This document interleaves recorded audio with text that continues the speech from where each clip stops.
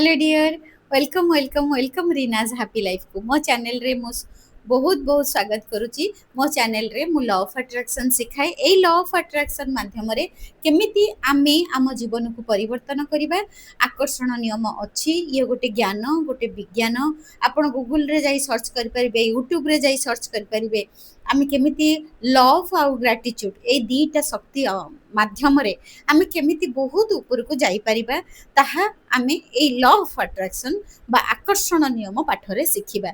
आमे प्रत्येक दिनचर्या आमे जहाँ जहाँ करूचु, खाऊचु, पिऊचु, सोऊचु, रोषेई करूचु, ऑफिस काम करूचु, दुकान काम करूचु, आम बिजनेस संभालुचु, जहाँ भी आमे करूचु सेई काम भितरे भी आमे एई जो पाठ को एई ज्ञान को आमे जोड़ी पारिबा।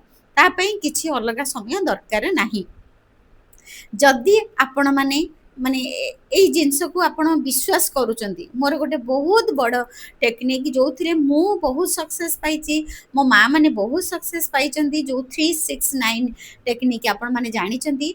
आमे कोन करूचु ना 369 टेक्निक आमे हमर सब बेले गोटिए डिजायर पई आमे लिखुचु।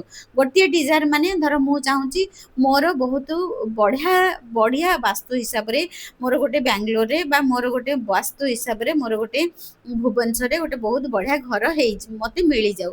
मु चाहूची सेटा को मु 3 थर सकाळे लिखिबी जे धन्यवाद ब्रह्मांड, मु मो मन पसंदर घर मो भुवनेश्वर रे पाई जाईछि, थैंक यू।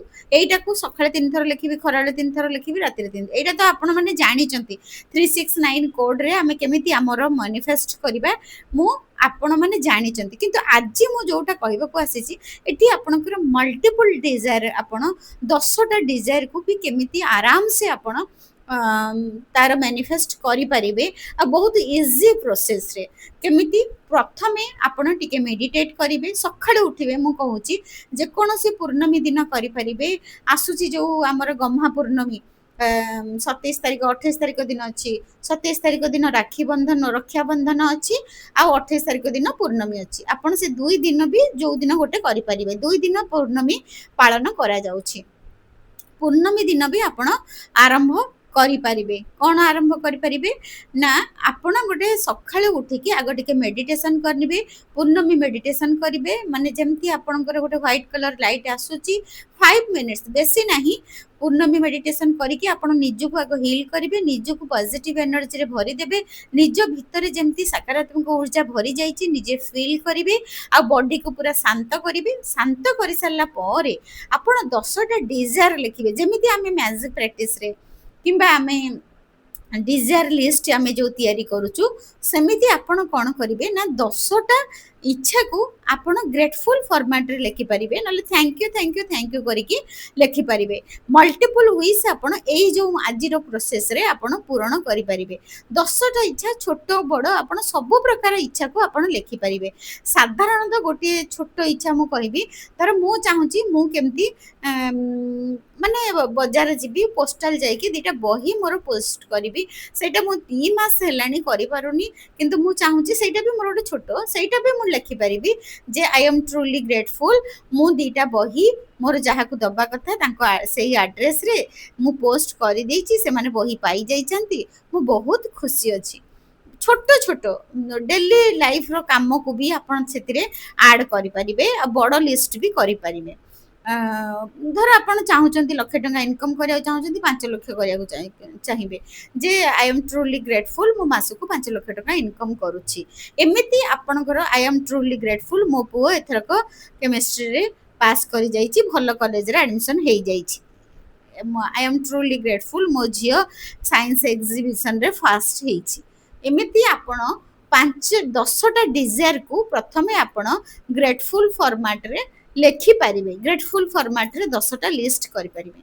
10टा लिस्ट करि सारला परे सेही मल्टीपल डिजायर को आपण केमिति फुलफिल करिवे ना आपण आग लेखि देले। तापरे कोन करिवे सबु लेखि सारला परे तापरे आपण सखाळे 369 कोड अप्लाई करिवे। केमिति 36 रे आपण तो 369 कोड रे तो हमर माने गोटे डिजायर हमें करू, पुणी एथिरे केमती 10टा डिजायर पूर्ण हबो ना आमे कोन कले आग मेडिटेशन कले, तापर 10टा डिजायर लिखिले, ତାପରେ 369 ଲେଖିବା। କେମିତି 369 ଲେଖିବା ନା ସକାଳେ ଆଗ ବସି ମେଡିଟେସନ କରିବା, ତାପରେ ଆମେ ଡିଜାୟାର ଲେଖିବା, ତାପରେ ଆମେ ତିନି ଟାଇମ୍ ଆମେ ଲେଖିବା ଯେ ଧନ୍ୟବାଦ ବ୍ରହ୍ମାଣ୍ଡ, ମୁଁ ବହୁତ ଖୁସି ଅଛି ଆଉ ରେଡି ଅଛି ଆପଣଙ୍କର ଚମତ୍କାରକୁ ଗ୍ରହଣ କରିବା ପାଇଁ।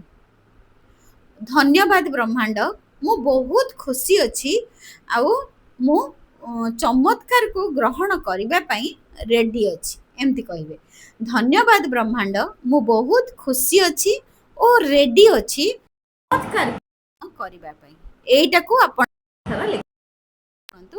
ମଲ୍ଟିପୁଲ ଡିଜାୟାରକୁ କେମିତି ଆପଣ ପୂରଣ କରିବେ। ସକାଳେ 3 ଥର ଏଟାକୁ ଲେଖିବେ, ଖରାବେଳେ 6 ଥର ଏଟାକୁ ଲେଖିବେ, ରାତିରେ ଶୋଇଲା ବେଳେ ଏଟାକୁ